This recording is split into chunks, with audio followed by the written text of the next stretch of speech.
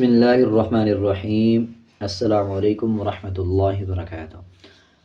آج ہم سیکھیں گے سورۃ الاخلاص مکمل تجوید کے ساتھ انشاءاللہ۔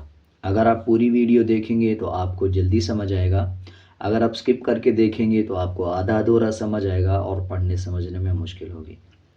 سورۃ الاخلاص مکیہ، مکیہ کا مطلب کہ یہ سورہ مکہ میں نازل ہوئی۔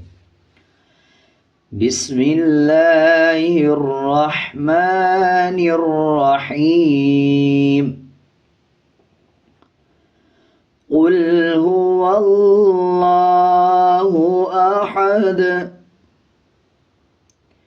قل هو اللہ احد، قل هو اللہ۔ قاف کو موٹا پڑھا جائے گا اور لام کے اوپر جزم ہے، قوف کو لام کے ساتھ ملا کے پڑھا جائے گا۔ اسی طرح یہ ہا موٹا ہے، موٹا ہا پڑھا جائے گا یعنی پر پڑھا جائے گا۔ هو اللہ، لام کے اوپر کھڑا زبر ہے۔ کھڑا زبر کا مطلب ہوتا ہے جب کسی الفاظ کے اوپر کھڑا زبر آ جائے اس الفاظ کو 1 سیکنڈ لمبا کر کے پڑھا جائے۔ اب اسی طرح لام کے اوپر کھڑا زبر ہے تو اس کو 1 سیکنڈ لمبا کر کے پڑھا جائے گا۔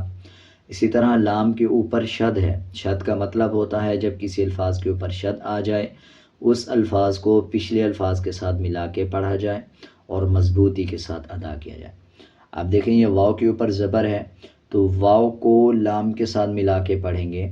اس لام سے جو پہلے والا الف ہے اس کو سکپ کر دیں گے اور اس لام کو سکپ کر دیں گے، یہ لام بھی سکپ ہو جائے گا اور یہ الف بھی واو کو ڈائریکٹ دوسرے لام کے ساتھ ملا کے پڑھا جائے گا۔ قل هو اللہ احد۔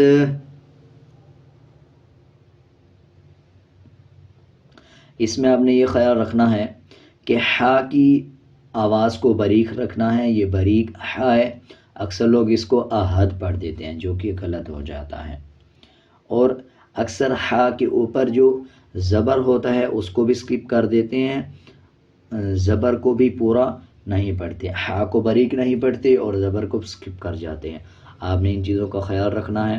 جب وقف کریں گے تو دونوں پیش کو سائلنٹ کر دیں گے اور دال کی آواز کو آدھا پڑھا جائے گا اور قلقلہ کیا جائے گا۔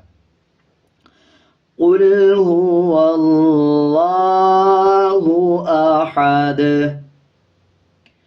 اللہ الصمد۔ لام کے اوپر کھڑا زبر ہے، 1 سیکنڈ لمبا کریں گے۔ ہا کو صاد کے ساتھ ملا کے پڑھا جائے گا اور صاد موٹے حروف میں سے آتا ہے، اس کو پر یعنی موٹا پڑھا جائے گا۔ ہا کے بعد جو الف اور لام ہے اس کو سکپ کر دیں گے، ہا کو صاد کے ساتھ ملا کے پڑھیں گے، وقف کرتے ہوئے دال پہ قلقلہ کیا جائے گا۔ اللہ الصمد، لم یلد ولم یولد۔ لم یلد، جب لام کو میم کے ساتھ ملانا ہے اس پہ غنہ نہیں کرنا۔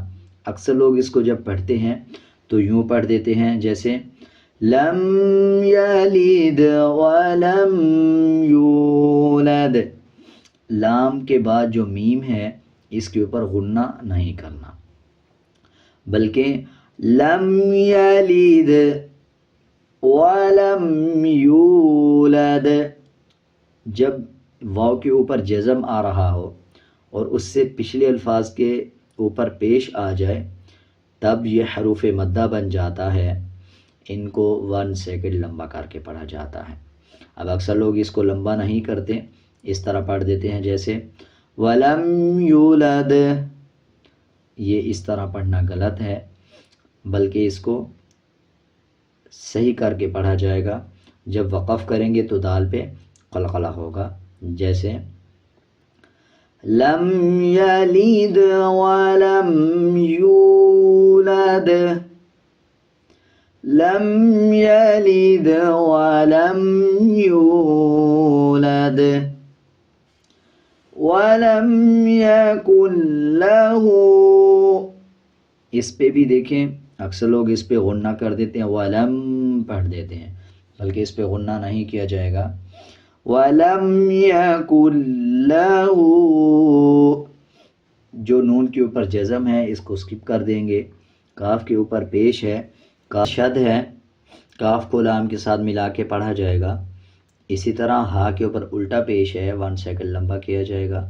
کفواً احد، اس پہ بھی ہا کو باریک پڑھا جائے گا. جب وقف کریں گے دال کے دونوں پیش سائلنٹ ہو جائیں گے اور دال پہ قلقلہ کیا جائے گا. کفواً، اس پہ بھی اکثر لوگ غنہ کر دیتے ہیں. کفواً پہ غنہ نہیں کرنا بلکہ اس کو جلدی سے پڑھنا ہے. وَلَمْ يَكُنْ لَهُ كُفُوًا أَحَدٌ وَلَمْ يَكُنْ لَهُ كُفُوًا أَحَدٌ. اب ہم ایک بار پوری سورت ایک ساتھ پڑھیں گے، آپ میرے ساتھ ساتھ رپیٹ کرتے جائیں. قُلْ هُوَ اللَّهُ أَحَدٌ اللَّهُ الصَّمَدُ لَمْ يَلِدْ وَلَمْ يُولَدْ وَلَمْ يَكُنْ لَهُ كُفُوًا أَحَدٌ. امید ہے آپ کو اچھی طرح سورہ سمجھ آ گئی ہوگی. اگر آپ کو کچھ سمجھ نہیں آیا تو آپ کومنٹ سیکشن میں پوچھ سکتے ہیں. اگر آپ کو میرا یہ طریقہ سمجھانے کا اچھا لگا یا اچھا نہیں لگا، آپ اپنی کوئی رائے دینا چاہتے ہیں تو آپ کومنٹ سیکشن میں ضرور بتائیں. آج کے لیے اتنا ہی، ملتے ہیں ایک نئے سبق کے ساتھ. اللہ حافظ.